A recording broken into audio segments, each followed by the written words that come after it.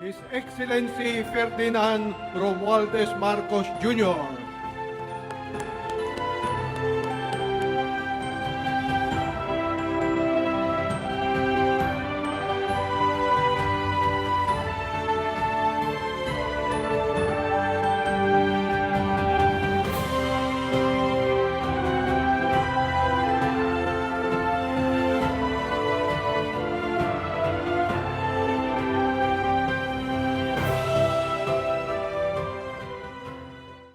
So please be seated, ladies and gentlemen.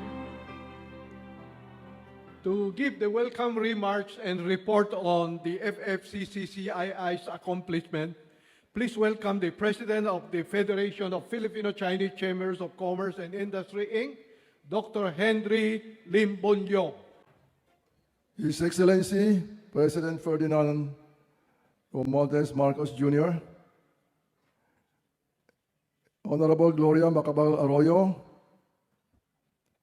the former President and the Deputy Speaker of the House of Representatives, distinguished guests from the government, diplomatic corps, business sector, my friends from fellow officers of the Philippine Coast Guard and Philippine Coast Guard Auxiliary, our delegates of our 33rd Biennial Convention, ladies and gentlemen. A pleasant good afternoon to everybody. It is my great pleasure and honor to welcome all of you to the opening ceremony of the 33rd Biennial Convention of the Federation of Filipino-Chinese Chamber of Commerce. Our special welcome to our guest of honor and keynote speaker, His Excellency President Ferdinand Marcos Jr., for his gracious presence on this occasion. Your Excellency, participating here in this convention are more than 800 outstanding business leaders of the Filipino-Chinese community nationwide. They represent all the regions of our country and all the sectors of our economic. So in the next 3 days, we'll report and account the projects and activities we have done in the past 4 years. Due to the COVID-19 pandemic, our Federation decided to postpone the convention last 2021 to this year. When we talk about the pandemic, we recall how all of us struggled to cope with the health challenge and adjust to the new normal. But with our combined efforts and our resilience, we all did our best to overcome it, and I wish to thank all of our officers and members for the support you have provided to our Federation throughout the COVID-19 pandemic. Even as we were faced with business difficulties and uncertainties, together we revitalized the Federation as a strong organization in the service of our country and the Filipino people. This we unilaterally undertook upon ourselves with the objective of preserving the good relations between the Philippines and China. Our Federation and the Filipino-Chinese community is in the forefront of promoting Philippine-China relations. Rest assured, Mr. President, that you can count on our Federation as your partner to further strengthen our relations. We are Chinese by heritage, but we are Filipinos by heart, and we are committed to sustainable and inclusive Philippine economic growth and social progress. Your Excellency, ladies and gentlemen, apart from the review of past activities, the delegates of this convention will also focus on the theme, Unity for Development and Prosperity. By adopting this theme, we will discuss how we can further support Your Excellency's call for unity to build a brighter future for our families, our children, and our country. And we reiterate our support to you, Mr. President. We are confident that with your leadership and the continuing support of our Federation, development and prosperity will be fully achieved across the countries. And hopefully with your full support also on agriculture, I think we will leave a good legacy for us to be self-sufficient in rice before the end of your term. So once again, my warmest welcome to all of you. Mabuhay ang Pilipinas, mabuhay ang Pangulong Ferdinand Marcos Jr. And thank you very much and have a pleasant day ahead of us. Thank you. Maraming salamat ho.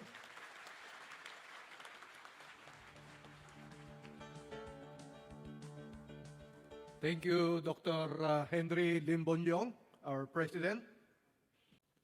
You know, opening ceremony is being hosted by the BDO, SM Investment Corporation, and China Bank. And let us give them a warm round of applause to show our appreciation. May I now call on Mr. Jose Ticio, the Chairman of the Board of SM Investment Corporation, to deliver a speech. Your Excellency, Ferdinand Romualdez Marcos Jr., Vice President, or former President Gloria Macapagal Arroyo, officers and members of the Filipino-Chinese Chamber of Commerce, guests, my friends, it is an opportune time for us to meet and discuss today of the various challenges that are facing us. It is said that the next transformation of the world will come in the next decade, in the next 10 years. It will change the way we do business, and in fact, it will change the way we live. These changes will be brought by the impact of artificial intelligence, what they call AI, the advance of the new technologies, and the ongoing geopolitical changes. It is imperative, therefore, that we should unite for our development, for our progress, and for the prosperity of the Philippines. Today, the SM Group welcome you to this wonderful place, the Mall of Asia, one of the biggest mall in the world, and a pride to the Philippines. Right now, you have 26 towers and building structure interconnected by bridges. You can walk from here up to the building, Ecom building, commercial building up there. We also wish the Federation a successful 33rd Biennial Convention. Thank you, everyone. Thank you, Mr. Josesio.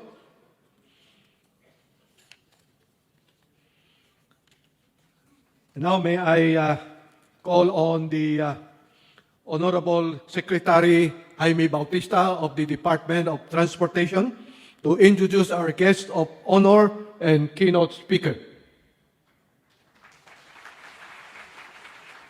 Ladies and gentlemen, the President of the Republic of the Philippines, His Excellency Ferdinand R. Marcos Jr.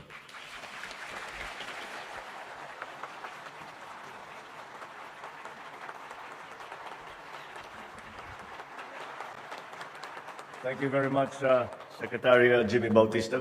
Please take your seats.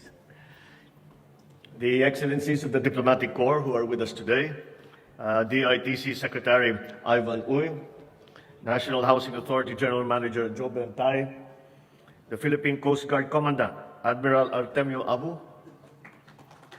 He is taking. I am surprised to see him here at busy siya doon sa mga problema natin sa oil spill. But as I understand from our foreign experts, mukhang maganda naman ang ating ginagawa. But we are doing everything that is possible to do. So I'm glad that nakapagpahinga ka ng konti, Admiral. Pasay City Mayor, our proverbial reception committee, Pasay City Mayor Imelda Calixto Rubiano, Dr. Henry Lim Von Leong, the President of the Federation of Filipino-Chinese Chambers of Commerce and Industry, Mr. Josesio, Chairman of the Board, SM Investments Corporation, fellow workers in government, partners from the private sector, distinguished guests, ladies and gentlemen, a pleasant afternoon to you all. The Philippines' history and its economy are built upon the foundations of diversity, diligence, and cooperation. Indeed, our nation has been shaped by various cultures throughout the centuries, each contributing to the collective identity and culture that we have today. Thus, it is only fitting that we acknowledge one of our long-standing partners, the Filipino-Chinese communities, in the steadfast development of the Philippine economy. I recognize the officers and members of the Federation of Filipino-Chinese Chambers of Commerce and Industry for their continued and active participation in various government efforts to promote business growth and the social welfare of our people. This comes at a crucial time when the Philippines is set to propel its economic growth in the post-pandemic world. Since your inception in 1954, the Federation has become certainly a catalyst for growth. And that is why we have, very early on in this administration, identified the private sector and the different communities within the private sector as our partners in our transformation of our economy and of our society. I will embarrass her now, and I will just greet the entrance of the First Lady Liza.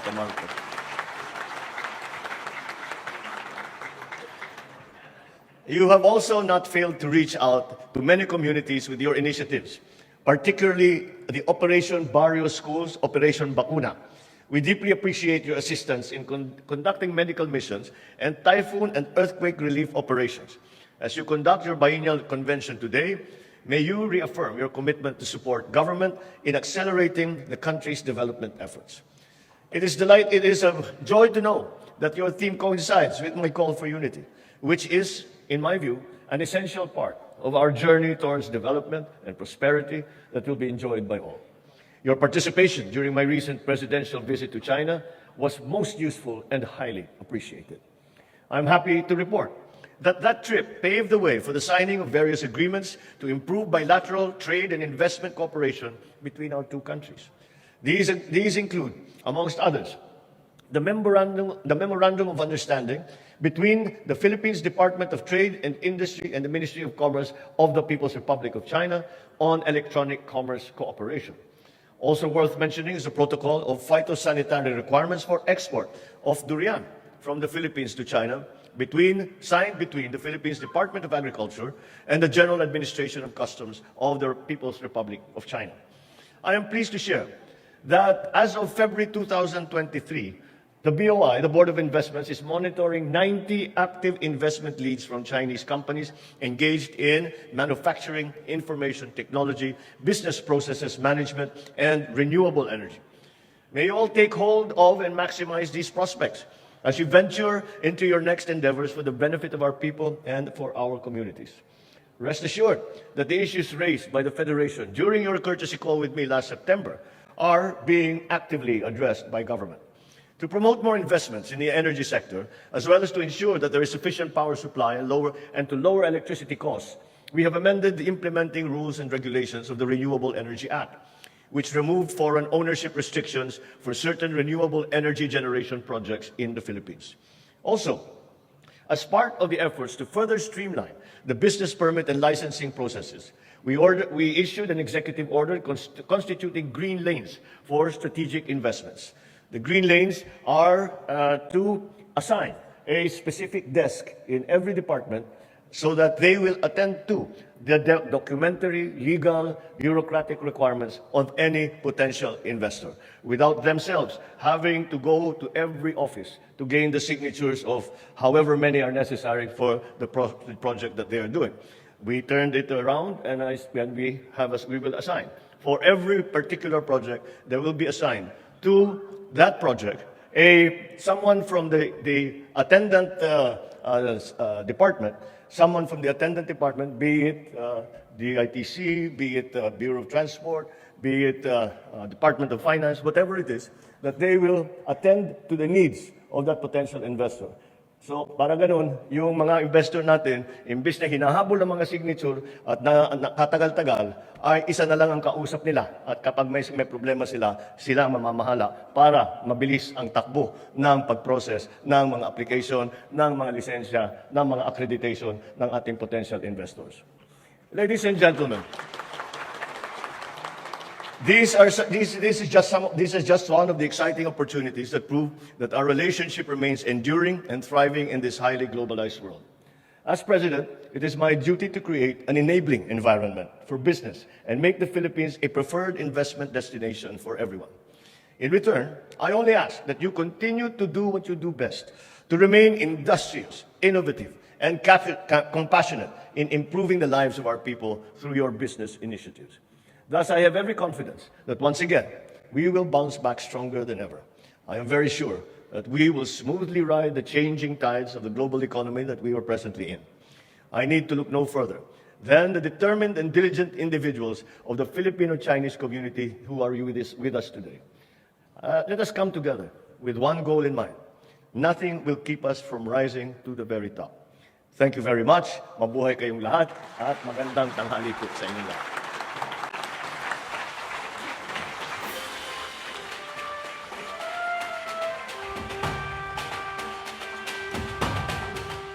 Thank you very much, Mr. President.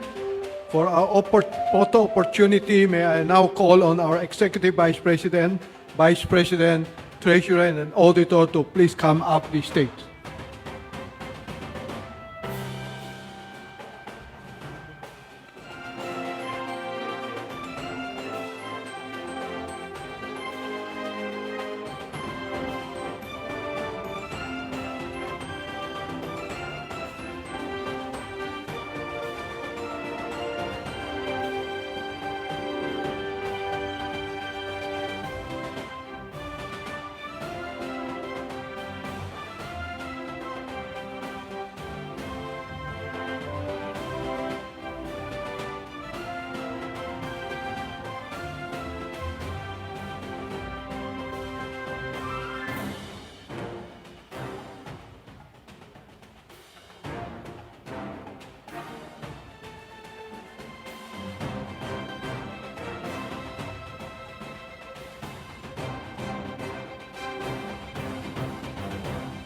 Thank you very much.